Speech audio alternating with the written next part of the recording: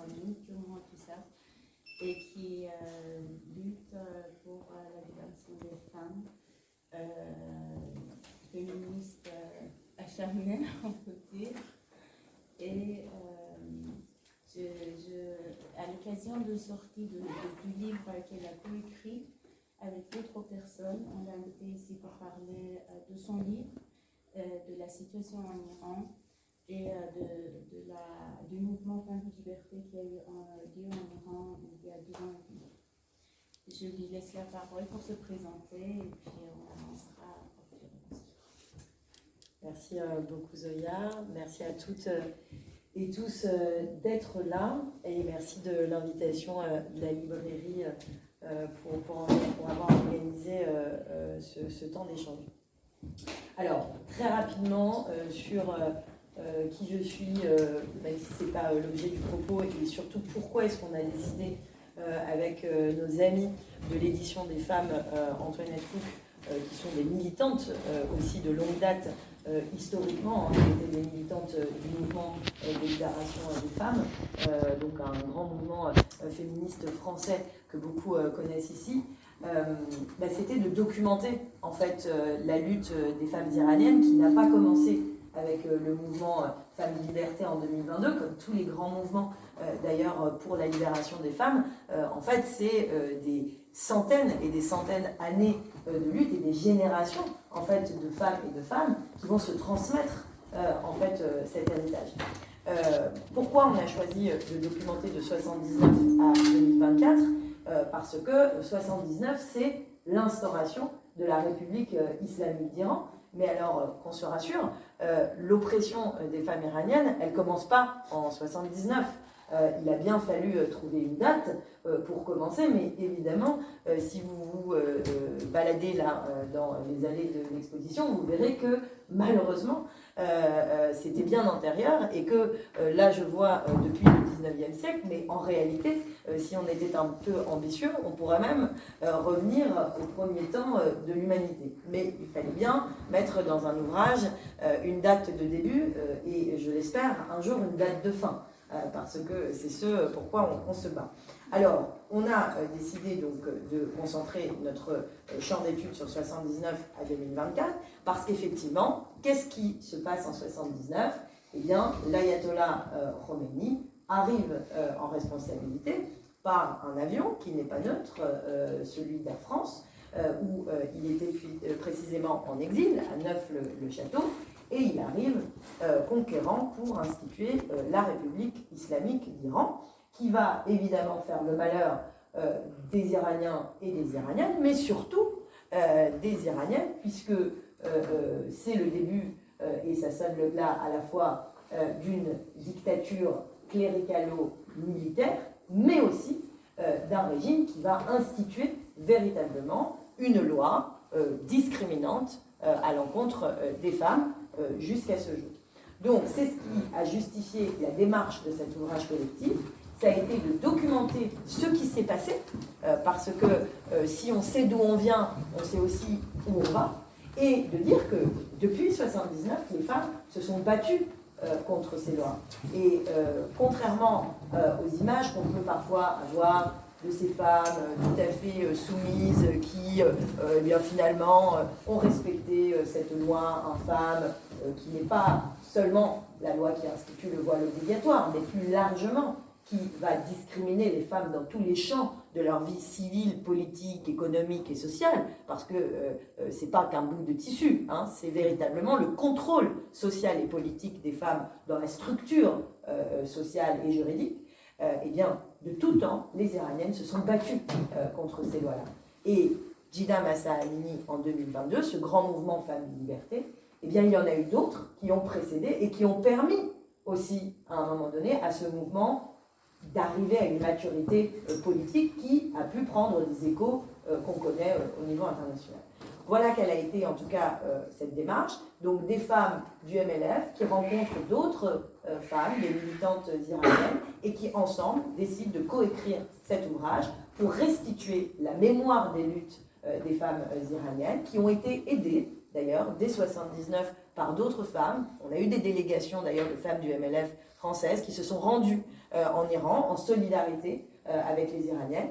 Et on a voulu documenter tout ça. D'ailleurs, l'image, en tout cas la couverture du livre, c'est cette grande manifestation de femmes iraniennes qui, dès le 8 mars, en réalité 79, donc on est un mois, même pas, après l'arrivée de Khomeini au pouvoir, qui vont défiler massivement dans les rues pour exiger l'égalité. Pour exiger l'égalité et puis surtout pour dire, nous, les femmes, nous voyons la véritable nature de ce qui est en train de se passer. Nous, les femmes, nous voyons la menace. Et elles étaient bien seules, en réalité, parce que les femmes iraniennes dans les rues en 79, le 8 mars, à l'occasion de cette journée internationale du droit des femmes, elles ne sont pas particulièrement aidées, d'ailleurs, des hommes, parce que, y compris les hommes, et on va y revenir tout à l'heure, y compris les hommes qui avaient fait la révolution contre la dictature du Shah, ils les ont laissés bien seuls dans ces manifestations, parce qu'ils considéraient que la question des femmes n'était pas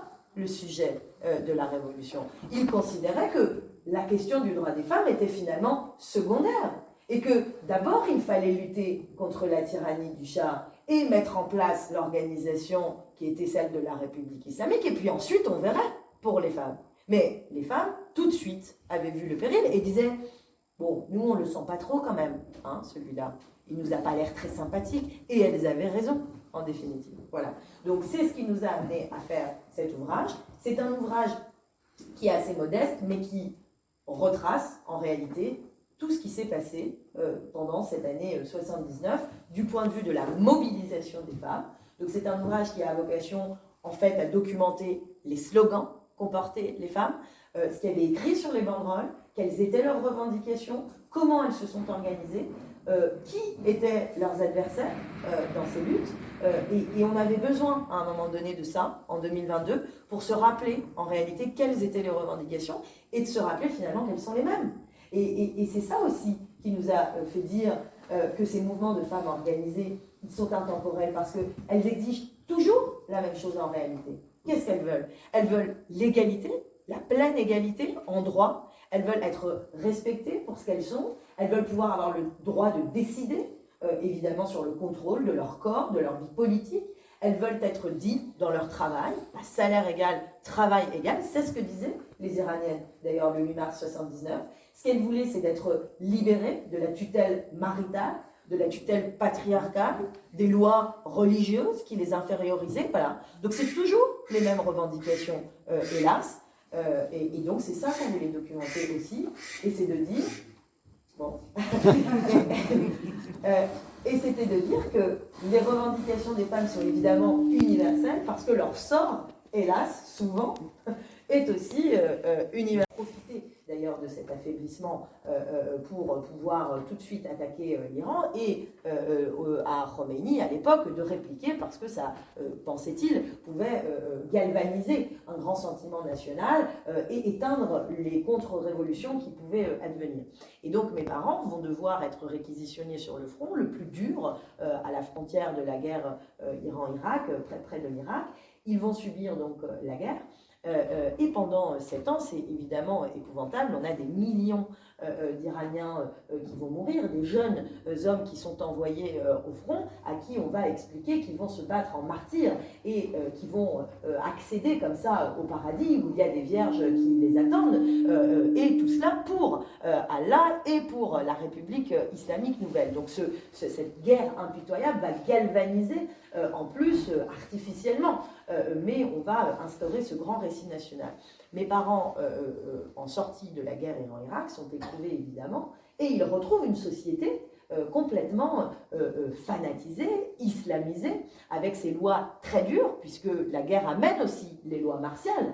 Et c'est là aussi où on comprend ce qui se passe et ce qui se joue dans les sociétés, avec progressivement des lois qui vont être des lois qui vont venir annihiler complètement les libertés publiques. Donc il n'y a plus de liberté d'association, plus de possibilité de se réunir, plus de liberté de la presse du tout, donc des médias d'État qui sont contrôlés. Évidemment, une criminalisation des mouvements qui étaient des mouvements féministes, des mouvements écologistes, des mouvements étudiants, et on voit finalement le plus dur de la dictature qui se met en place.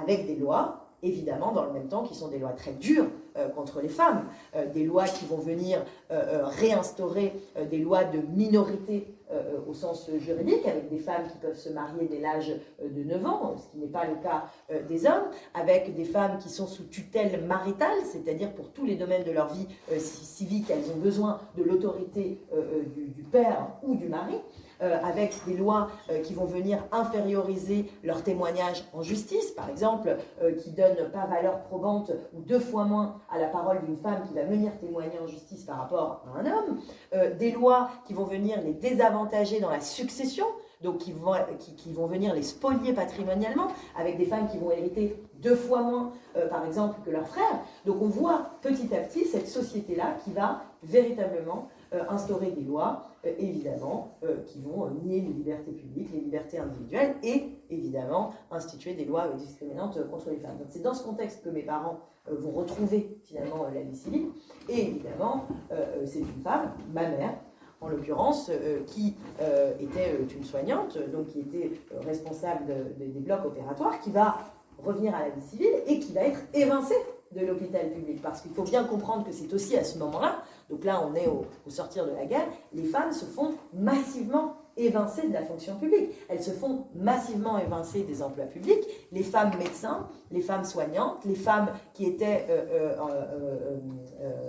à l'université, qui enseignaient, des femmes qui étaient magistrates, à qui on va donner la porte en expliquant alors que les femmes ne sont évidemment pas aptes à occuper ces emplois publics, mais aussi en les assujettissant au tchador, parce que on disait aux femmes dans les blocs opératoires, mais enfin, vous ne pouvez de toute façon pas opérer puisqu'il faut que vous revêtiez le tchador, des gants, etc. Alors évidemment, les femmes ont protesté en expliquant, mais c'est évidemment absurde, nous n'allons pas mettre en danger en plus la vie de nos patients. Vous imaginez, là, avec le tchador, moi, opérer, c'est évidemment une hérésie. Et donc, progressivement, les femmes refusaient, elles se mobilisaient et elles prenaient la porte. Et donc, c'est dans ce contexte que ma mère va être évincée de l'hôpital public et dépossédée de son outil de travail, parce que les femmes, toujours, résistent avec leur outil de travail, puisque c'est ce qui leur permet, par ailleurs, de casser la loi de la domesticité, du foyer.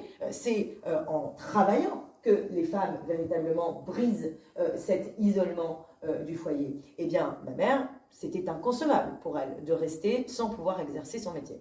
Et donc, elle a expliqué gentiment à mon père qu'il n'était plus possible pour elle de rester là et que de toute façon, il allait lui arriver malheur parce qu'il était inconcevable pour elle de ne pas continuer à revendiquer ses droits. Et donc, effectivement, c'était un moment très dur d'ailleurs. Les années 80, vous vous souvenez sans doute, c'était au moment où massivement les opposants étaient exécutés. Donc la peine de mort, alors là c'était même pas d'ailleurs avec des procès, c'était des exécutions sommaires, extrajudiciaires, des milliers et des milliers d'opposants étaient alignés dans les prisons politiques et étaient fusillés. Enterrés d'ailleurs dans les fosses communes. Tout à fait, dans les fosses communes. Donc c'est à ce moment-là, le plus dur, que ma mère décide de quitter le pays. Et donc elle va choisir pas n'importe quel pays, elle va choisir la France parce que c'était une idée à l'époque que se faisait d'ailleurs un certain nombre. Alors ma mère était intellectuelle, il faut le dire aussi, a choisi la France en conscience. Parce que la France, c'était cette idée d'un pays qui, alors moi j'aime pas dire la patrie des droits de l'homme, non, c'était une idée qu'on se faisait de la culture, c'était une idée qu'on se faisait de l'égalité entre les femmes et les hommes, et puis surtout c'était la patrie de la première des révolutions. Dans la tête des Iraniens à l'époque qui fuyaient cette révolution qui avait mal tourné et qui avait été confisquée, c'était de revenir à l'origine d'une révolution qui avait été la révolution française.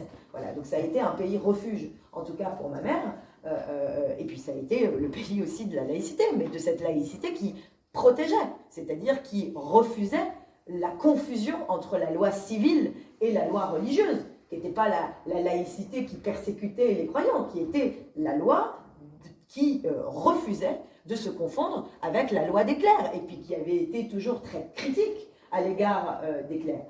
Donc c'était le pays de refuge de mes parents. Donc ma mère est arrivée en France. Elle a évidemment décidé que ses enfants, que ses filles, fort heureusement pour elle, verraient le jour à Paris et pas à Téhéran. Moi j'aurais pu naître à quelques mois près. J'aurais pu avoir un autre destin. Hein. Et voilà, donc je suis née à Paris. J'ai ensuite grandi ici. Alors c'est vrai que j'avais un regard très lointain avec l'Iran, parce que ma langue c'était le français, ma communauté intellectuelle de vie académique, j'ai d'ailleurs toujours beaucoup milité, là ici il y a des gens avec qui j'ai beaucoup milité dans les mouvements étudiants français, et j'étais toujours très éloignée, je crois, en tout cas de cette question iranienne, et elle m'a éclaté à la figure. Elle m'a éclaté à la figure en septembre 2022, à la mort de Gina Mahsa Amini. Et là, je crois que ça a été, chez moi, une vraie révolte. Parce que j'ai toujours été, évidemment, engagée dans les mouvements étudiants, féministes, pour les droits humains. Je suis par ailleurs avocate. Dans mon activité, je crois être du côté de ceux qui sont pour moi les plus vulnérables, c'est-à-dire aujourd'hui les étrangers. Mais ce combat iranien était un peu à distance. Et quand j'ai vu ces images de cette jeune femme de 21 ans, partout, hein, je me souviens, c'était, on avait des dépêches qui arrivaient comme ça, ce visage de cette femme, d'ailleurs, qu'on voit, Gina Mahsa Amini, 21 ans, et je me dis, au fond, comment est-il possible d'imaginer qu'une jeune femme puisse mourir sous les coups de la police, des mœurs religieuses, pour n'avoir pas respecté une loi qui lui impose une façon de se vêtir et une façon de penser et une façon d'être dans la société. Comment est-il possible qu'on puisse mourir de ça? Et vraiment, c'était une obsession à ce moment-là pour moi. Et je me tourne vers ma mère en lui disant, mais maman, enfin, comment... Elle me dit, mais tu débarques, hein, ma fille, enfin, et alors là, tu vois pas, et puis moi, pourquoi je sais... Et là, vraiment, je me dis, ok, là, il y a un déni, je pense, qui a été fait, et il faut qu'on comprenne pourquoi des femmes meurent d'être femmes. Et pas qu'en Iran, hein, des femmes meurent d'être femmes partout dans le monde. Hein. En Afghanistan, des femmes sont éradiquées parce qu'elles sont femmes. C'est en Inde, Moumita Debma, cette médecin qui a été laissée pour morte dans les rues de Calcutta après avoir été violée et véritablement laissée pour morte, elle meurt d'être femme.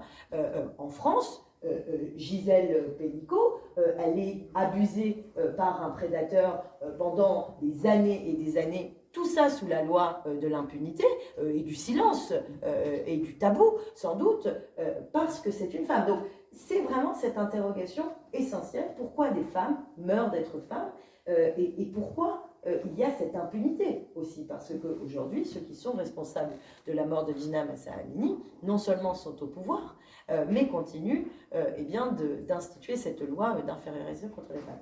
Donc, c'est à ce moment-là que il y a cette nécessité de se dire, mais enfin, tu es quand même passé à côté de quelque chose, tu t'es mobilisé tout le temps dans la société française par rapport au combat qui était les tiens, mais quand même là, il va falloir à un moment donné faire la partie du job qui est de dire, ok, ce mouvement Femmes et Liberté, il va falloir lui donner aussi une résonance internationale, et je crois que je me suis reconnue aussi dans Gina Mahsa Amini. Je crois que l'universalité aussi de cette question-là, ça a été de se dire, mais en fait, il faut que ça cesse. Il faut que ça cesse. Il faut que la loi religieuse, il faut que la loi patriarcale, qui fait tous les jours, partout, des victimes, il faut que ça s'arrête. Voilà. Et c'est ce qui a généré cette volonté-là de vouloir reprendre l'histoire où finalement elle s'était arrêtée pour moi, où elle n'avait pas commencé, et d'interroger ma mère en disant, bon ok, il faut que tu m'expliques là, j'ai loupé un pan de l'histoire commune, il faut que tu m'expliques d'où ça vient, qu'est-ce qui s'est passé en 79, où tu étais en 79. Et elle m'a dit, bah, c'est simple, voilà, moi en 79 j'étais là.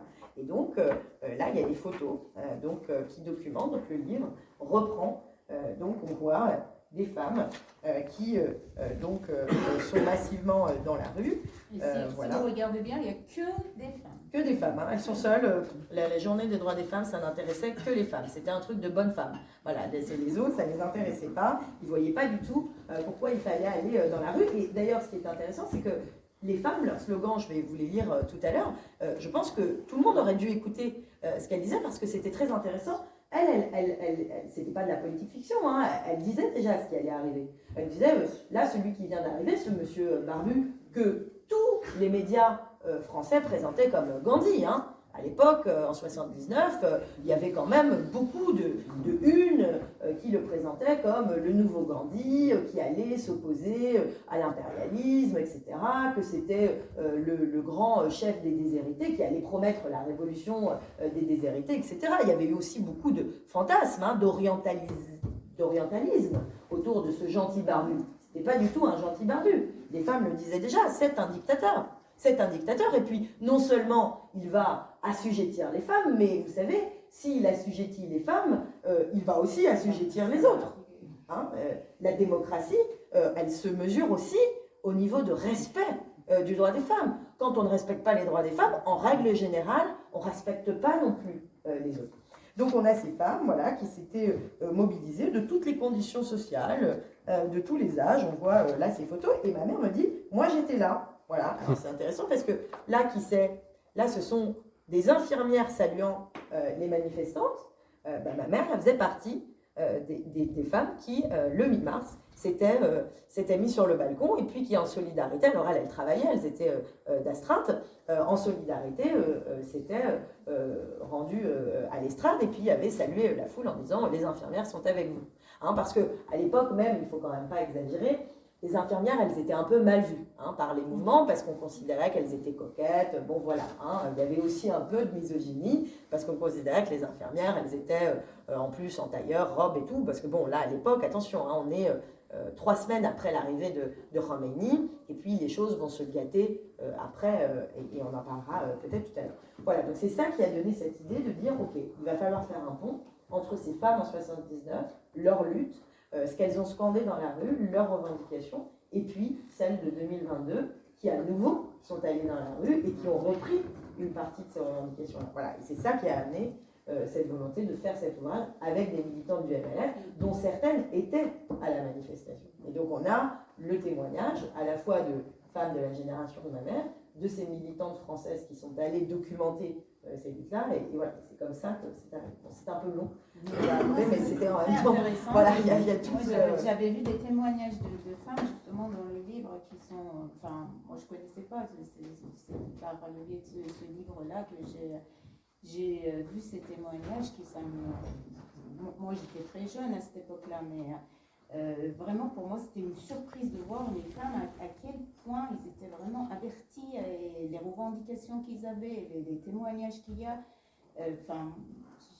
En tout cas je conseille vraiment de regarder le livre parce que c'est impressionnant de dire parce que c'est vrai que le mouvement Femmes et Liberté maintenant est connu comme le mouvement des femmes iraniennes, mais le mouvement des femmes iraniennes, comme Shirin le dit, a commencé bien avant. Il y a des femmes, comme vous voyez dans l'exposition, il y a des femmes, rien que pour chanter, ont été tuées, rien que pour enlever leur foulard, il y a une centaine d'années de ça, ont été pendues et tuées. Et justement, ce mouvement-là, le 8 mars 1979, c'est quelque chose qui est impressionnant. Vraiment, les témoignages que j'ai vus, ça m'a vraiment... Vraiment ça m'a surpris de qualité de vision que les femmes avaient à cette époque-là. Je voulais juste aussi que vous nous expliquiez votre rapport avec le mouvement Femmes et Liberté à travers votre association Iran Justice et tout ce que vous faites autour de ça. Tout à fait. Alors, si vous êtes d'accord, Zoya, juste, j'aimerais faire un petit temps pour bien comprendre de quoi on parle quand je parle donc des revendications. Pourquoi c'était important pour nous. Si vous êtes d'accord, je vais faire une mini-lecture. Ça ne va pas être très long, mais je trouve que c'est intéressant. Donc là, c'est un décompte. Hein, c'est-à-dire que ce n'est pas un ouvrage, qui est un ouvrage intellectualisant. Hein, c'est vraiment, vous avez les fax, vous avez ce qu'il y avait écrit sur les banderoles, vous avez des photos, vous avez des correspondances entre les Françaises et les Iraniennes, Vous avez les photos d'ailleurs, même des images des manifestations en solidarité qui étaient à Paris. Vous avez des textes de prisonnières politiques de l'époque, des textes de prisonnières politiques maintenant. Voilà, c'est vraiment un livre un peu presque photo, historique. Pourquoi on écrit ça? Pour se souvenir, vraiment pour se souvenir. Parce qu'il y a aussi des entreprises parfois de réécriture aussi, parfois d'histoire. Alors, donc là, on a un compte rendu jour le jour de ce qui s'est passé. Alors le 8 mars, jour de naissance, une réunion a lieu aujourd'hui pour inaugurer le mouvement de libération des femmes iraniennes. Première grande réunion décidée par les femmes à l'écart de toute organisation. Très important, à l'écart de toute organisation, parce que les femmes se sont rendues compte que, y compris d'ailleurs dans les organisations, hein, souvent on disait non mais bon, dans l'heure du jour, ça c'est pas super intéressant, on laisse pour la fin. Hein, la journée internationale du droit des femmes, il y a d'autres trucs prioritaires, donc voilà. Donc elles se sont mises à l'écart des organisations pour organiser ça. Voilà, décidé par les femmes à l'égard de toute organisation. Khomeini, ce jour-là, déclare: les femmes musulmanes ne sont pas des poupées, elles doivent sortir voilées et ne pas se maquiller. Les femmes doivent changer leur comportement dans les bureaux, elles ont évidemment le droit de travailler, mais elles doivent porter le voile islamique. Et aussi, les rideaux, les fauteuils et autres signes de luxe doivent disparaître. Il dit aussi que le 8 mars est un slogan venu de l'Ouest. Donc le 8 mars, c'est pas pour les Iraniens. Alors, aussitôt et très spontanément, les femmes sont sorties dans la rue. 10, 20, puis 30 000. Elles criaient: le 8 mars n'est ni un jour de l'Est, ni un jour de l'Ouest, c'est un jour mondial. Et elles criaient aussi: à l'aube de la Révolution, les femmes sont oubliées. Ça, c'est très important. À l'aube des révolutions, c'est bon, finito, on ne parle plus des femmes. Elles scandaient, et là on a ce qu'elles disaient dès le 8 mars: nous sommes des femmes iraniennes, nous ne resterons pas enchaînées.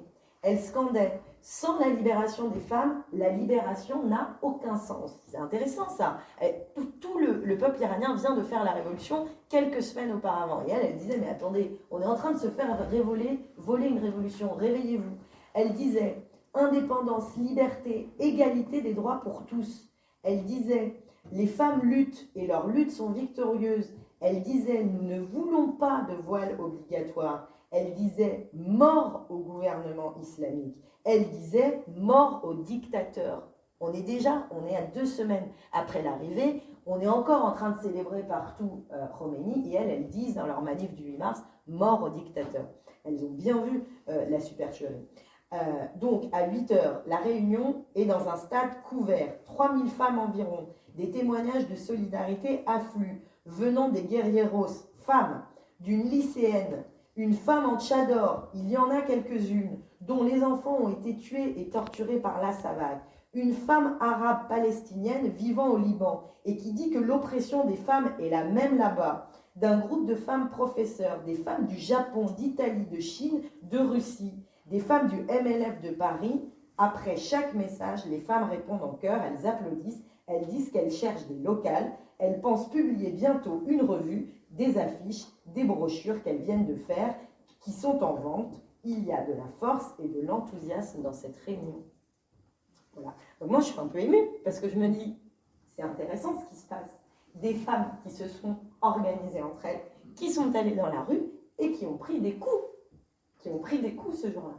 Voilà. Donc, les femmes iraniennes étaient un peu seules, mais ce qui était important pour nous, c'était de le documenter pour se dire, bon, bah, elles ont quand même tenu, et dès le départ, elles ne se sont pas laissées faire. Voilà. Alors, on revient sur l'Iran Justice. Oui, pardon. Alors, Iran Justice. Donc, comme on était un peu énervés, on s'est dit à l'issue de la mort de Jina Mahsa Amini qu'il fallait évidemment que ça cesse et qu'il fallait déjà faire un travail de documentation de ce qui s'est passé. Pourquoi est morte Jina Mahsa Amini? Parce qu'il faut bien comprendre que ceux qui sont en face nient évidemment la réalité en disant Jina Mahsa Amini, le narratif officiel du régime, c'est de dire, bon, en gros, elle était malade, elle est tombée parce que, voilà, elle avait une pathologie, elle n'est pas du tout morte sous les coups de la police des mœurs qui l'avait appréhendée parce qu'elle avait mal porté son voile. Bon, donc déjà, il fallait faire un travail de restitution de la vérité factuelle. Donc, on a commencé à enquêter. Donc, Iran Justice est un collectif de juristes et d'avocats.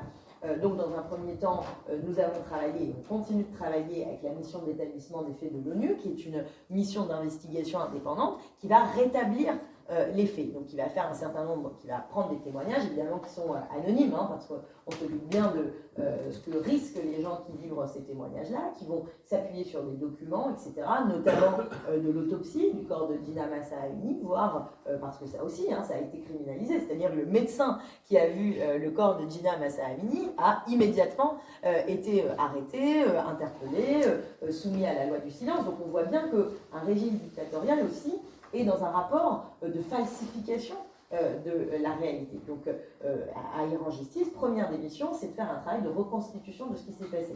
Après la mort de Gina Massa Amini, on a eu ces grands mouvements Femmes et Liberté, toute la société iranienne donc, qui est descendue massivement dans les rues pour contester la tyrannie de ce gouvernement, qui a subi une vague de répression sans précédent depuis l'autre mouvement, celui de 2009, qui était à l'époque le mouvement vert, qui s'était aussi levé contre Mahmoud Ahmadinejad, à l'époque qui était le président iranien. Et donc on a eu des milliers de prisonniers politiques, donc en l'espace de quelques mois, plus de 30 000 personnes ont été arrêtées, ont été conduites dans les prisons politiques dans lesquelles d'ailleurs il n'y a pas que des opposants politiques, où il y a aussi nos ressortissants français, pas que français d'ailleurs, européens, qui sont détenus arbitrairement, en otage, notamment je pense à Cécile Collère et Jacques Paris, qui depuis 3 ans en réalité continuent d'être dans ces geôles iraniennes épouvantables, de cette section 209, donc de la prison d'Evin, qui est cette prison politique. Fort heureusement, Olivier Grondeau, et vous l'avez peut-être vu, était un de ces otages est sorti donc ce lundi, mais Cécile et Jacques continuent d'être détenus dans ces conditions évidemment inhumaines et dégradantes, parce que la République islamique, finalement, eh bien c'est ça qu'elle fait, elle ne s'accommode pas du droit, et elle rançonne véritablement les vies humaines, et elle impose évidemment cette loi de la force à tout le monde en réalité, et pas que aux Iraniens.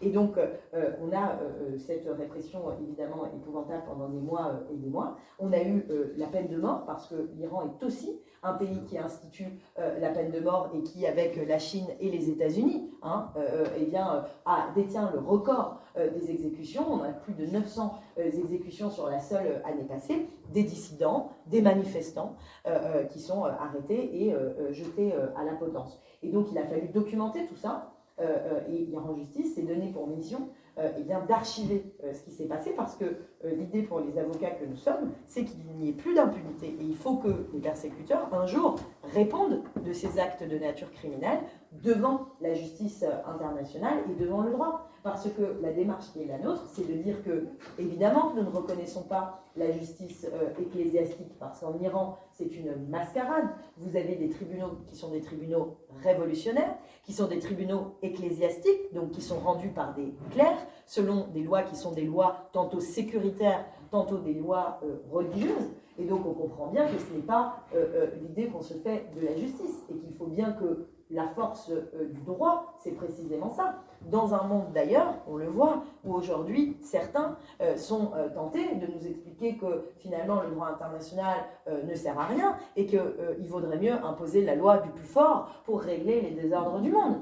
Eh bien évidemment que la démarche des avocats et des militants des droits humains que nous sommes est de dire il faut toujours aller vers la question du droit international, pour mettre fin à l'impunité des bourreaux, à ceux qui font la guerre aux femmes, à ceux qui menacent les dissidents, qui exécutent, et il n'y a que ça qui peut en réalité accompagner les luttes démocratiques. C'est la force du droit.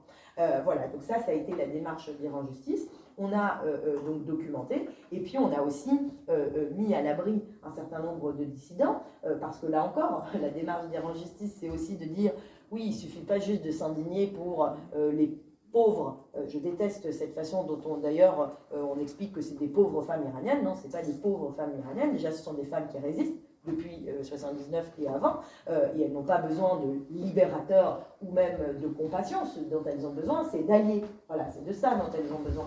Elles ont besoin qu'on les soutienne dans leur lutte. Et donc, ce que nous disons chez Iran Justice, c'est qu'on ne peut pas s'indigner du sort des Iraniennes, mais en plus dire, oui, mais quand elles viennent trouver refuge en France, il ne faut pas les accueillir.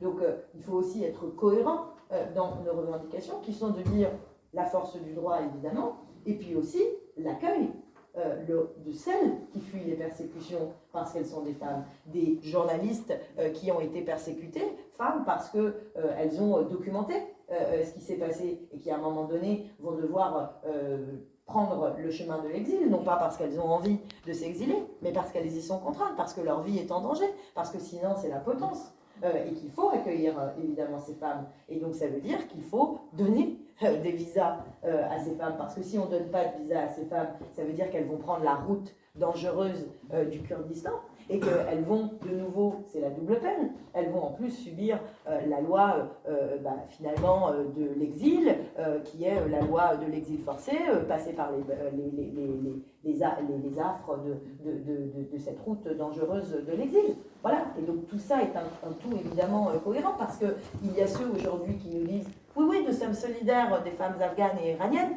mais bon, quand même, on ne peut pas toutes les accueillir. » D'accord, bon, donc c'est une indignation à distance, par la pensée magique, mais comment on fait pour soutenir aussi ces mouvements? Parce qu'il faut bien comprendre que les féministes, les journalistes, les chercheuses qui viennent trouver refuge en France, ensuite elles poursuivent la lutte. Elles poursuivent la lutte d'ici.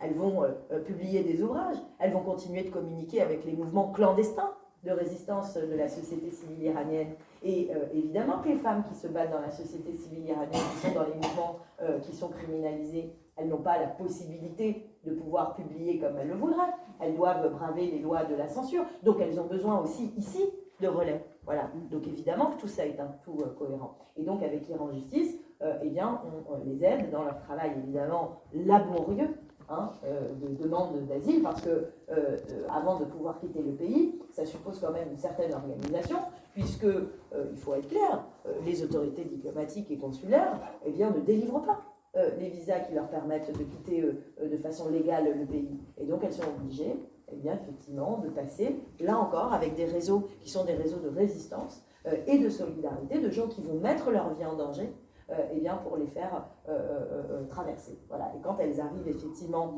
dans une ambassade qui, cette fois, n'est pas l'ambassade de France à Téhéran, qui va plutôt être du côté de l'Irak, qui n'est pas forcément sûr, parce que quand même, en Irak, la situation est quand même pas forcément ou en Turquie, à Istanbul, et bien à ce moment-là, nous intervenons pour les faire arriver de façon légale, et ensuite, on s'occupe de les aider pour leur demande d'asile. Mais vous voyez que là encore, tout ça suppose quand même une vision globale. Voilà, une vision globale. C'est quoi cette vision globale? C'est de dire, la démocratie, c'est pas un vœu pieux. La démocratie, c'est évidemment lié au sort du droit des femmes. Et vous voyez ce qui se passe en Syrie aujourd'hui. Là encore, les femmes iraniennes, les femmes syriennes ont prévenu. Elles ont dit, mais attendez, évidemment qu'on se réjouit de la chute d'un dictateur, évidemment que le régime de Bachar al-Assad était une dictature sanguinaire, mais on est attentive à ce qui arrive après. Et ne soyez pas dupes, ne soyez pas... nous, on sait cette menace. Ces groupes, qui sont des groupes religieux, et moi je le dis, évidemment que les islamistes sont une menace, mais vous savez, ce ne sont pas les seuls, Zoya. Regardez aujourd'hui l'état de la menace mondiale à l'encontre du droit des femmes.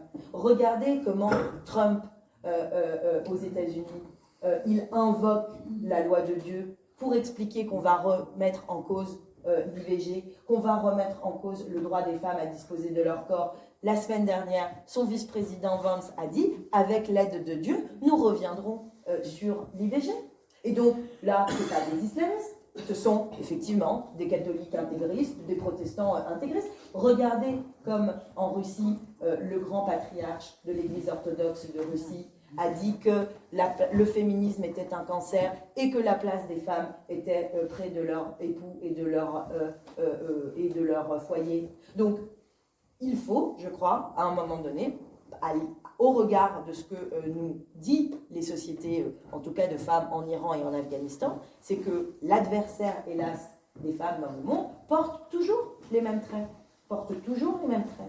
C'est le fondamentalisme religieux, c'est la tyrannie, les autocraties. Ceux qui sont les ennemis de la liberté sont nécessairement les ennemis des femmes. Et je crois que ce cas iranien nous permet quand même d'avoir une réflexion plus large sur notre société.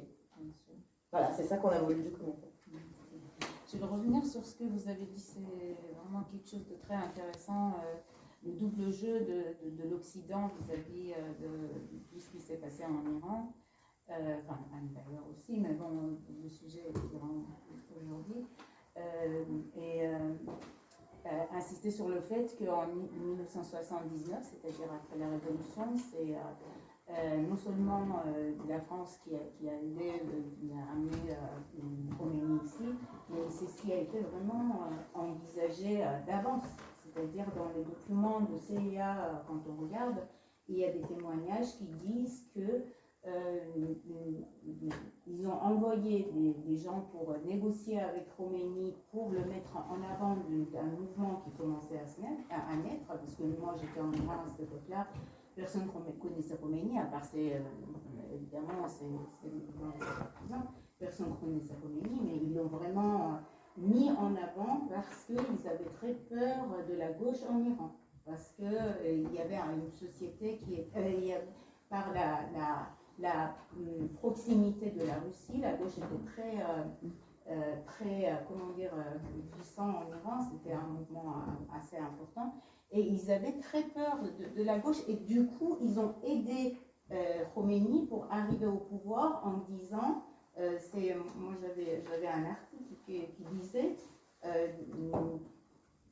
on peut mieux négocier avec Khomeini qu'avec la gauche s'ils arrivent au pouvoir. Donc c'est pour ça, en fait, Khomeini a été présenté comme un plateau pour le mouvement en Iran, pour défendre vraiment les intérêts de l'Occident. Ça, il ne faut pas le nier. Et là, maintenant aussi, c'est pareil. C'est-à-dire qu'ils vont dire, on soutient le mouvement en Iran, mais comme vous dites, quand les Iraniens ont besoin d'aide, il n'y a pas de soutien réel, il n'y a pas de soutien matériel, il n'y a pas de soutien même des opposants quand ils arrivent et qui risquent leur vie. C'est vraiment un double jeu qu'on a de la part de l'Occident pour soutenir ce mouvement en Iran. Je voulais aussi vous expliquer un peu la situation en Iran.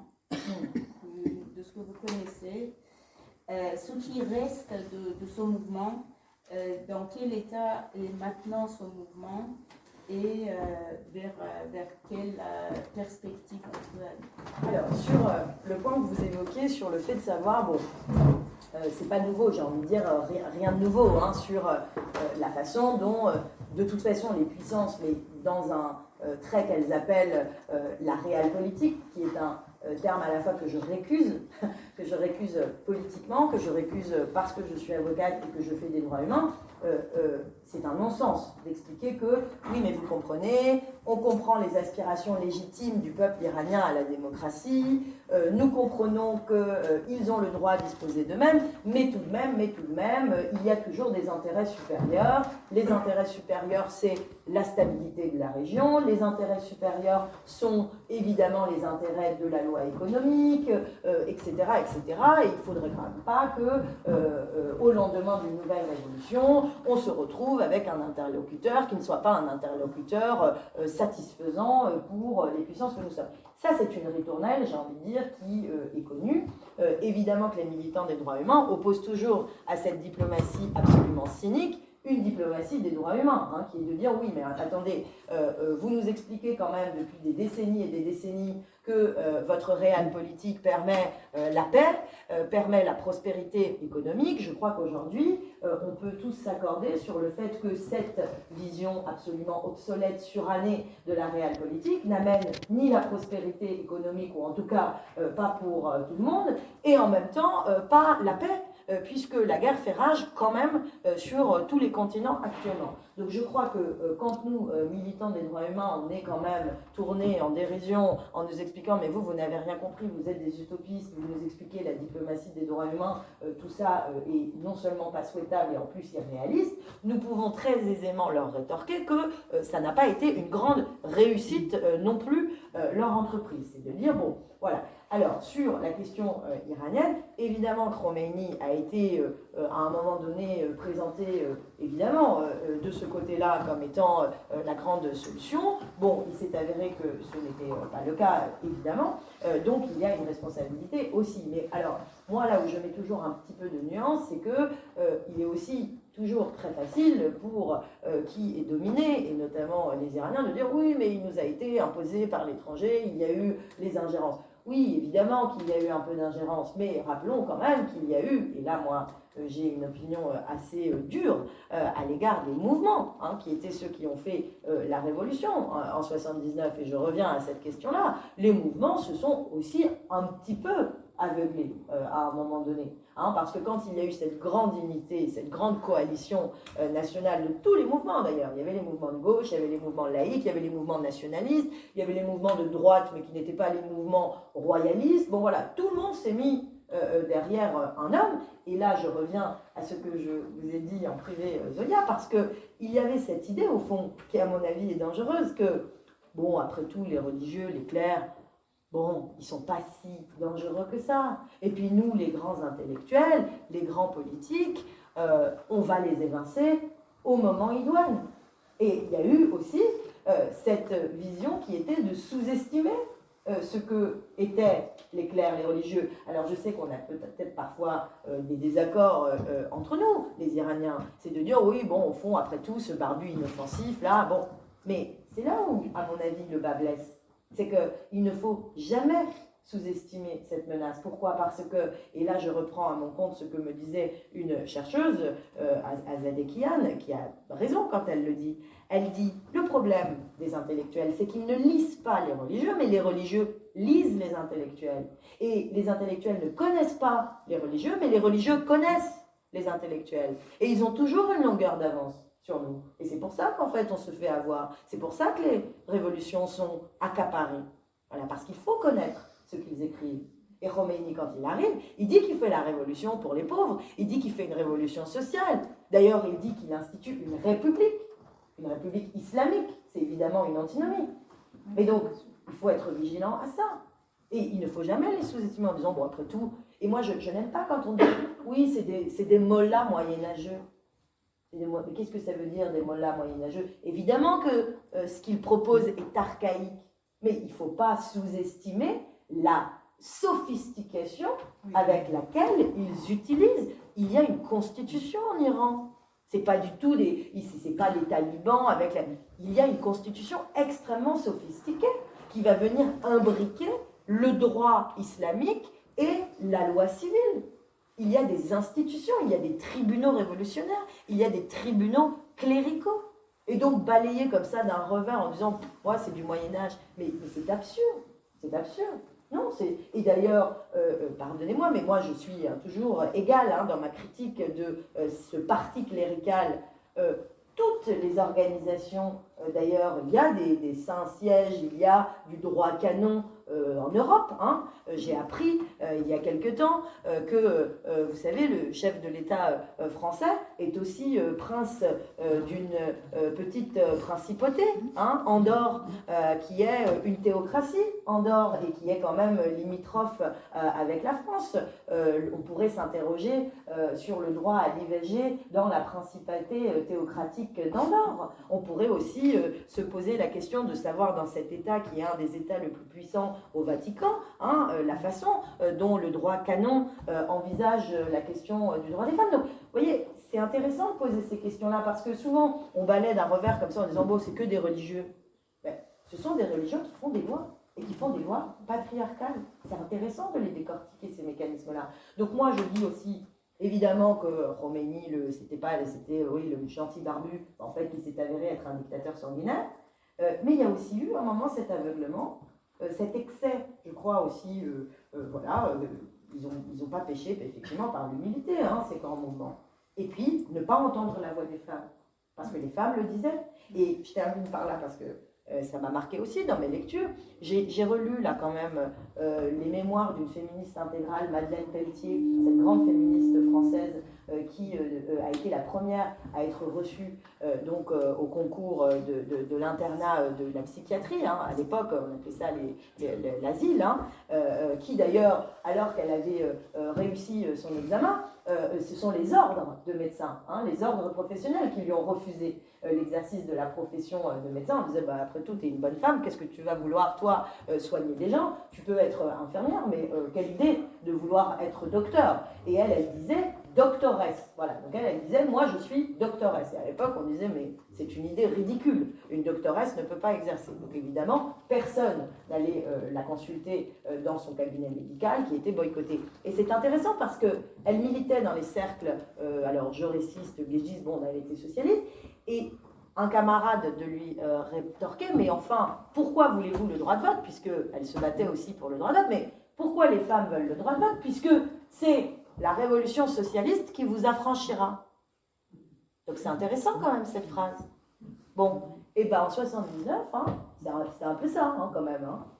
C'est un peu ça. C'est, après tout, vous n'avez pas besoin voilà, hein, la révolution, la grande révolution, vous affranchira vous toutes. Hein, donc on verra dans un deuxième temps, après tout. Bon. Donc c'est, je crois, moi, je suis un peu critique toujours à l'idée aussi des propres organisations, parce que je suis exigeante hein, sur les organisations progressistes. Je crois que, voilà, il faut aussi être clair sur les femmes ont aussi besoin d'alliés dans toutes les organisations. Hein, et parfois, ça n'a pas été le cas. Voilà. Donc, en 2022, pour terminer, en 2022, alors là, effectivement, quelque chose a changé. Dans les manifestations, il y avait aussi des hommes. Et ça, c'est heureux, hein, parce qu'il y avait des hommes. Et donc, ça montre effectivement qu'à un moment donné, bon, là, il y a eu une prise de conscience quand même collective de se dire, bon, voilà, là, ça ne va pas. Et puis, il y a d'autres problèmes que la question des femmes. Il y a évidemment cette corruption en Iran, épouvantable. Il y a évidemment l'indemnité, le fait de ne pas pouvoir vivre dignement de son travail, le fait vraiment d'être asphyxié économiquement, de ne plus pouvoir eh bien, se nourrir décemment. Pour les jeunes qui sont extrêmement diplômés en Iran, tout le monde aujourd'hui a accès, il y a une démocratisation de l'enseignement supérieur et donc on a un niveau de diplôme, alors des femmes hein, qui sont surdiplômées, mais aussi de la jeunesse et qui ne trouvent pas de perspective économique parce que chômage de masse, etc. Donc il y a vraiment le cumul de ces colères qui sont des colères sociales, qui sont des colères d'ailleurs même écologiques, hein, parce que l'Iran est un pays qui est touché par la désertification des sols. Il y a aujourd'hui à Ispahan, peut-être certains d'entre vous connaissent la ville d'Ispahan avec ce pont magnifique et Zayan Deroud qui ne coule plus hein, parce que les sols sont véritablement asséchés. Donc on a aussi cette crise climatique, on a des crises de chaleur qui arrivent. Moi, ma mère est originaire du sud de l'Iran, on atteint 62 degrés, ça devient irrespirable. C'est-à-dire que on a, et puis l'extraction pétrolière avec pas du tout de normes, hein. C'est un pays qui vit sur la rente pétrolière, qui est capté évidemment par les gardiens de la révolution, qui est cette milice armée qui est chargée c'est dans la constitution iranienne, exporter la révolution islamique dans le monde, qui est cette milice d'ailleurs qui avait financé un certain nombre d'autres organisations dans la région, au Liban, en Palestine, enfin voilà, qui n'est pas en reste dans l'opération de déstabilisation du chaos mondial, et bien qui va capter aussi la manne pétrolière. Voilà, donc c'est l'accumulation finalement de toutes ces colères sociale qui s'est mis en branle dans la société iranienne, dans ce mouvement Famille-Liberté qui persiste. Mais ce qui est intéressant, c'est qu'effectivement, pour une fois, femmes, hommes étaient réunis et scandaient, et c'est intéressant cette devise, Famille-Liberté, c'est au départ un slogan donc, des féministes kurdes du Rojava, femmes pour évidemment l'égalité, vie pour la vie, parce qu'il faut pouvoir vivre dignement. Déjà, il faut pouvoir vivre, c'est-à-dire sans être évidemment jeté, envoyé à la potence, réprimé, criminalisé, mais il faut vivre dignement de son salaire, évidemment. Et puis liberté, parce que il faut que le pouvoir dictatorial soit défait.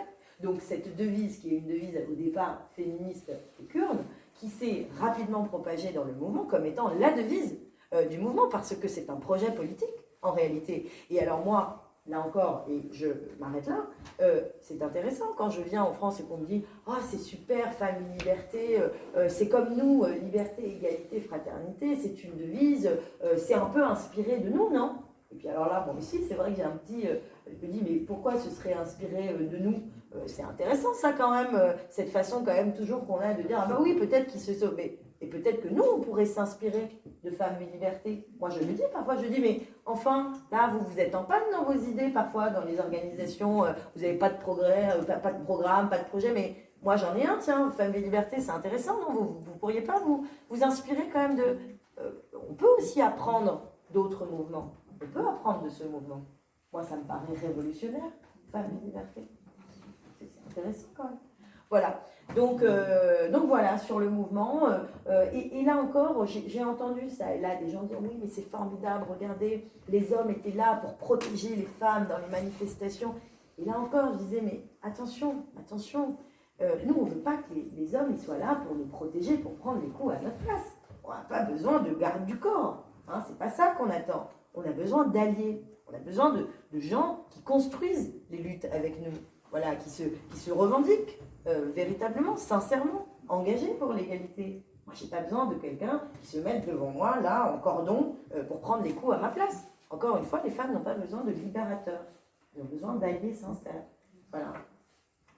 Et qu'est-ce qu'il en reste maintenant dans la société iranienne? Alors, il en reste tout ce qu'on voit là, sur les murs de cette exposition, d'ailleurs, que je vous invite à regarder. C'est très intéressant. On voit donc Narges Mohammadi, Aoud Ariari, Parastou Hamadi. C'est hyper intéressant. Donc, on voit des femmes qui continuent de résister. Narges Mohammadi, donc, qui est une journaliste, une militante des droits humains. Donc moi j'ai l'honneur d'ailleurs d'être son avocate ici en France. Alors comment on fait pour défendre une femme qui est incarcérée? Alors là elle est en permission médicale pour raison de santé grave, parce que Narges Mohammadi donc, est une journaliste dissidente qui critique depuis finalement 30 ans ce régime, qui alterne des périodes de détention politique. La dernière fois qu'elle a été incarcérée, donc c'était en novembre 2021, donc elle a suivi le mouvement Femmes et Libertés avec ses camarades de la prison d'Evin, de ce quartier des femmes d'ailleurs, où il y a donc ces prisonnières politiques, mais où il y a aussi Cécile Collère, donc, qui est notre compatriote otage d'État, qui n'a commis en réalité d'autres crimes que d'être allée en Iran, se rendre en Iran, où elle a été interpellée avec son compagnon. Et donc ces femmes du quartier de la prison politique, en réalité, continuent de se battre tous les jours contre leur geôlier, parce qu'il faut comprendre qu'elles continuent d'écrire des textes. D'ailleurs, on a mis des textes de prisonnières politiques dans notre ouvrage pour documenter justement que ces femmes, du fond de leur cachot politique, prennent des risques et elles disent mais nous on n'a pas peur. Et que finalement, évidemment, elles encourent des années, et d'ailleurs c'est ce qui se passe pour Narges Mohammadi, à chaque fois qu'elle écrit un texte, qu'elle l'envoie au monde ou que sais-je, dans le monde, eh ben, elle est criminalisée pour ça, sa peine se rallonge. Donc elle passe de nouveau devant les tribunaux révolutionnaires, dont elle ne reconnaît pas la légitimité, et donc elle refuse de se présenter au tribunal en disant mais vous, je ne reconnais même pas votre juridiction. Et donc elle écope d'une peine supplémentaire. Et donc ces femmes, elles continuent de publier des textes clandestins depuis la prison. D'ailleurs, c'est rendu possible parce qu'il y a d'autres femmes de ce côté-là, mais aussi en Iran, qui vont les écrire, qui vont les traduire, qui vont les envoyer de ce côté-là, qui vont les publier, parce que ces livres, ils ne se font pas tout seuls, ils sont publiés. Et donc c'est cette chaîne de solidarité-là. Il y a des gens ensuite ici qui viennent les écouter, qui vont aller en parler à leurs voisins. Et donc c'est cette chaîne de solidarité-là qui fait vivre les idées aussi. Parce que c'est pas une révolution, ça se fait pas tout seul.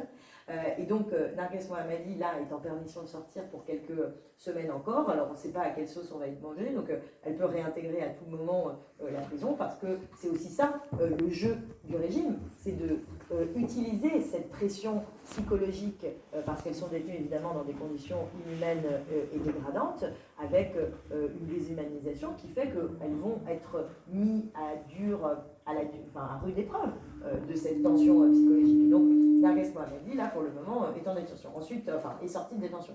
Ensuite, on a Aoud Ariari, donc qui est cette jeune femme, vous vous souvenez sans doute, cette étudiante qui lasse d'être harcelée par la police des mœurs, parce qu'il faut bien comprendre le quotidien d'une femme iranienne. Alors autant les femmes en France, on se prend du harcèlement de rue à longueur de journée, on ne peut pas sortir 2 minutes. D'ailleurs c'est intéressant, Manuel Pelletier dans son ouvrage, déjà au 18e, 19e siècle, disait on ne peut pas sortir dehors sans qu'il y ait quelqu'un qui nous siffle, etc. Donc c'est de dire le harcèlement de rue, c'est pas depuis aujourd'hui, hein, ça date. Hein. Et puis alors dans les faubourgs de Paris à l'époque, je vous fais pas dire, limite, elle menait, voilà, hein, c'était, on leur coupait la tête, etc. Donc Aouda Ariaï, elle est lasse d'être harcelée cette fois par la police des mœurs qui lui dit t'es pas bien vêtue, remets bien ton truc, t'es pas assez couverte, etc. Qu'on lui déchire même les vêtements. Oui, et qui, voilà, on va même l'employer parce qu'elle proteste, elle dit mais vous me faites chier avec vos restrictions, voilà, et on va lui tirer sur le truc pour l'embarquer dans le van de la police des mœurs, et finalement, lasse, sidérée, révoltée, elle va finir par dire alors puisque c'est comme ça, je vais tout enlever, et elle va littéralement se mettre en sous-vêtements, et elle va arborer cette posture finalement de résistance et de refus, elle va croiser les bras et dire qu'est-ce que vous allez faire maintenant? Et donc elle va immédiatement être embarquée dans le van de la police des mœurs. Elle va être envoyée à l'asile, véritablement. La psychiatrisation des femmes dissidentes est non mais courant, mais en Iran, mais je vais même aller plus loin. En relisant les extraits, encore une fois, non seulement de Louise Michel, hein, qui était quand même une sacrée syndicaliste, et des femmes dissidentes, y compris en France, on a toujours psychiatrisé la dissidence politique des femmes. De toute façon, une femme qui se dresse face à un ordre qui est un ordre tyrannique est folle. Hein, c'est sûr, elle est hystérique, ça va pas bien, ça tourne pas rond là-dedans, et donc on l'envoie à l'asile. À la différence des dissidents politiques des hommes qui, bon, eux, sont légitimes à contester. Donc ça, c'est pas nouveau, et c'est pas que les Iraniens qui font ça. Partout dans le monde, on envoie les femmes dissidentes à l'asile. Donc elle va aller effectivement à l'hôpital psychiatrique, et on n'a plus de nouvelles d'Aou Dariaï à ce jour. Ensuite, on a Parastou Hamadi. Elle a été libérée, remise à sa famille, mais ça, on n'en sait rien, c'est le régime qui en parle. Et puis, c'est un sérieux. Parastou Hamadi, c'est cette jeune femme qu'on voit avec cette robe noire très élégante, les épaules dénudées, qui va, elle, organiser donc, un acte dissident en République islamique. Elle va faire un concert. Qu'elle va retransmettre en direct sur YouTube depuis un caravansérail. C'est évidemment un acte dissident parce que c'est un acte criminel. Les femmes, alors, si on reprend les trois, donc Narges Mohammadi, elle a obtenu le prix Nobel de la paix pour avoir écrit, dénoncé la République islamique, pour avoir dénoncé aussi la peine de mort. Elle était très engagée dans le mouvement abolitionniste de la peine de mort et pour avoir dénoncé ce qu'on appelle l'apartheid de genre, c'est-à-dire le fait qu'en Iran, on a des lois qui instituent donc ces lois de ségrégation dont on a parlé tout à l'heure. C'est pour ça qu'elle est incarcérée aujourd'hui. Aouda Ariaï, elle est incarcérée, enfin en tout cas psychiatrisée, parce qu'elle a refusé la loi qui institue le port du voile obligatoire sur son corps. Et Parastou Hamadi, elle, son acte de dissidence, ça va être de chanter. Ça va être de chanter en public, parce qu'il faut comprendre qu'en Iran, la voix des femmes étant considérée comme impudique, sensuelle, incitant à la débauche de qui d'ailleurs? Pardon, hein, des hommes, hein, enfin, je veux dire, c'est toujours pareil. Hein, c'est la voix des femmes est sensuelle, les hommes évidemment, ils sont pas capables, disent-ils, en tout cas les religieux, de se contenir. Hein, et donc du coup, il faut éteindre la voix des femmes. Hein, c'est très logique tout ça. Tout ça est très logique. Et donc, de la même façon qu'il faut couvrir les cheveux, parce qu'évidemment, hein, les hommes sont des bêtes, c'est connu, ils ne peuvent pas s'empêcher. Non mais parfois, je suis en plus avocate, je défends, alors là pour le coup, très souvent, alors là moi je défends les hommes, hein, c'est un choix politique d'ailleurs de ma part, mais souvent on entend, oui mais vous comprenez, il n'a pas pu s'empêcher, hein, c'était une pulsion, il n'a pas pu s'empêcher. Bon, dans les prétoires, c'est pas si loin que ce que nous racontent là les ayatollahs, hein, c'est plus fort que lui, c'est pas de sa faute. Voilà. Et donc, en définitive, qu'est-ce qu'elle fait Parastou Hamadi? Elle va briser cette loi du silence, elle va dire, moi je vais chanter. Et elle va chanter dans... Pardon. J'espère que... Oui. Je vous ai pas... Non. Non. Pardon? Non, rassurez-vous, il est d'Amnesty International. Ah d'accord. Je me suis dit, j'espère que je n'ai pas été irrévérencieuse. Mais ça arrive, hein, parfois ça arrive. dans les conférences, on dit non, mais attendez, elle est anti-homme. Je ne suis pas anti-homme, je défends les hommes. D'ailleurs, souvent, c'est paradoxal. Dans les prétoires, moi, je ne défends pas les victimes de violences sexuelles. Je défends ceux qui les commettent, hein, pour comprendre. Il faut comprendre. Il ne faut pas excuser, mais il faut comprendre cet acte. Voilà, donc en plus, je ne suis pas anti-homme. Vraiment, ils viennent me choisir, je suis leur avocate. Bon. Mais c'est de comprendre. Parasto, elle va dire, moi, je vais briser cette loi. Je vais apparaître les épaules dénudées et puis je vais chanter. Voilà, et je vais chanter. Et évidemment, elle va reprendre en plus un hymne qui est magnifique, Maro Bebus, qui veut dire embrasse-moi. Donc évidemment, vous vous rendez compte que ça c'est un acte subversif. En fait, embrasse-moi, ça a deux sens aussi, parce que d'un côté c'est embrasse-moi et d'un autre côté c'est une chanson qui est rapportée à être la chanson d'un condamné à mort pour avant de mourir. Avant de mourir. C'est une personne qui a été condamnée à mort et qui d'ailleurs était un militant anti-chat contre la dictature, qui va laisser ces derniers poèmes, un peu comme les strophes pour se souvenir, hein, qui va dire voilà, embrasse-moi, il va parler de son épouse, de ses proches, avant que j'aille à la potence. Et donc c'est un chant de résistance d'une femme et de quelqu'un qui se bat contre la dictature.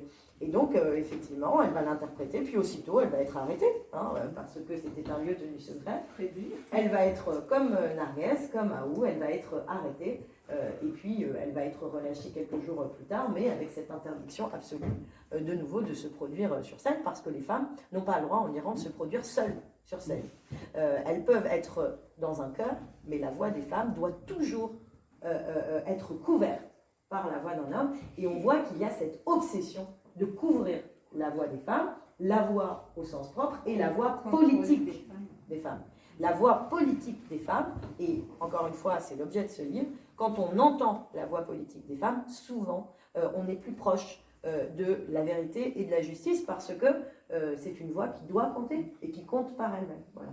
Donc il y a cette obsession, ces femmes continuent de se battre, et c'est ça aujourd'hui, finalement, pour revenir à votre question, l'Iran d'aujourd'hui, c'est des femmes qui continuent de se battre, encore une fois, qui reprennent l'héritage de celles qui sont là, celles du 19e siècle. C'est marrant, je me faisais la réflexion. En fait, là, vous avez une chanteuse, oui, tout à fait. Vous avez une étudiante et vous avez une militante pour les droits des femmes. Et puis alors là, c'est pareil. Vous avez une chanteuse, et donc et vraiment, on est à combien 100 ans d'écart, et c'est exactement les mêmes modes de lutte, les mêmes messages, les mêmes revendications qu'il y a dans ce livre. Aujourd'hui, voilà. Et d'ailleurs, moi, je vais même aller plus loin, qu'il y a partout dans le monde. Moi, je milite, j'ai commencé à militer dans les mouvements qui étaient les nôtres. Ce sont les mêmes revendications. Le droit de disposer librement de nos corps, d'avoir une indépendance dans les mouvements, de se libérer de la tutelle maritale, de se libérer des lois qui infériorisent, et puis surtout de ces lois qui postulent que la femme est impudique, doit être bouclée à la maternité forcée, à la loi du foyer, etc. Et puis qu'elle est là pour accomplir sa destinée biologique, parce que, là encore, toute cette idée, c'est de dire les femmes ont une destinée biologique qui doit être d'élevée les futurs, futurs esprits de la nation. Et donc, c'est ça votre véritable destinée biologique. Et même il y a quelques mois, moi j'ai été, pour être tout à fait honnête, choquée d'entendre « Allez, il faut le réarmement, mesdames, faites des enfants ». Parce qu'évidemment, ce sont des utérus qui appartiennent à la nation. Qu'est-ce que vous... Non, mais c'est bon. Et parfois, je me dis, bon, heureusement qu'il y a des femmes de liberté, parce que moi, ça m'a remis parfois les yeux en face des trous. Voilà, je me suis dit, bah bien, ça doit être... Voilà.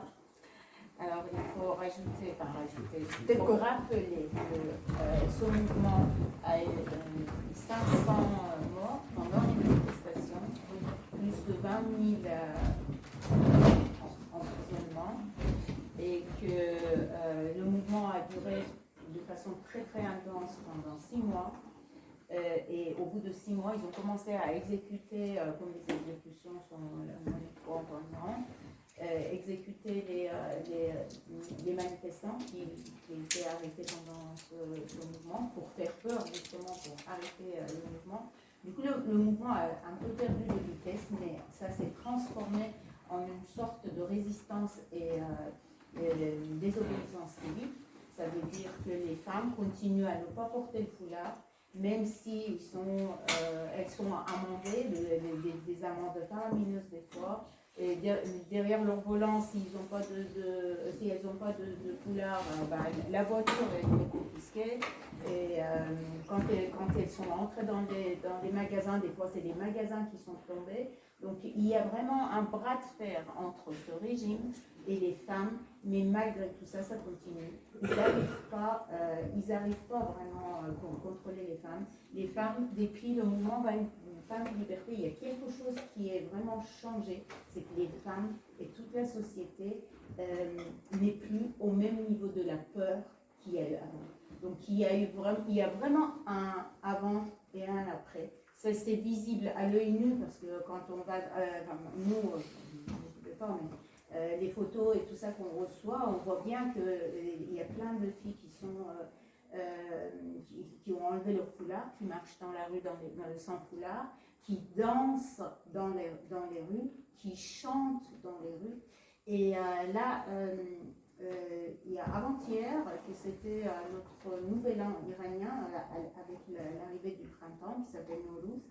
Mais cette année, en résistance, parce que en fait, quand le gouvernement est arrivé, les fêtes en Iran sont des fêtes païennes et le gouvernement a tout fait pour arrêter ces fêtes païennes, pour remplacer par des fêtes religieuses.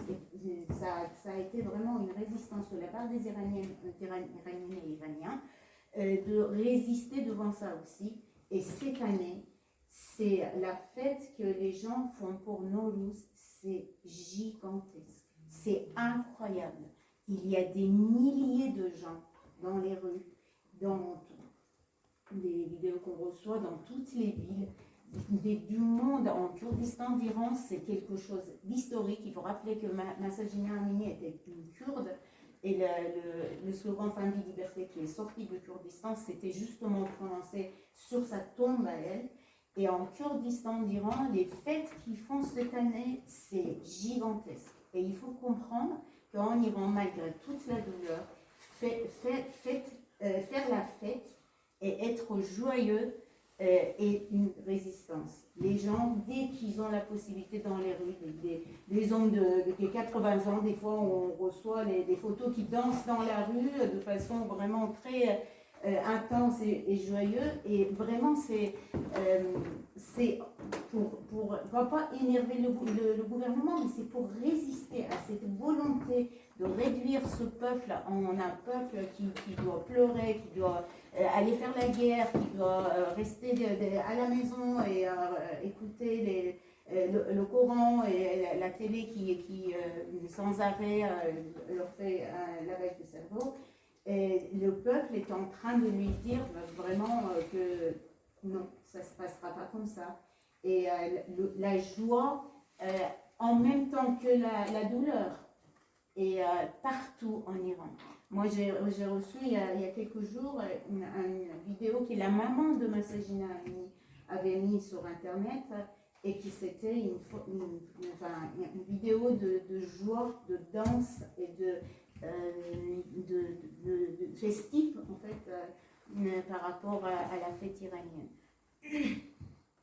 Donc voilà, je voulais rajouter ça. Je voulais savoir si Chirine avait quelque chose encore à rajouter. Non, mais est-ce qu'on a un peu de temps pour échanger ou Bien sûr. Je trouve que c'est ce qui est souvent le plus fructueux, enfin le plus intéressant aussi. Combien de temps on a? On a encore. On a encore du temps? Bon.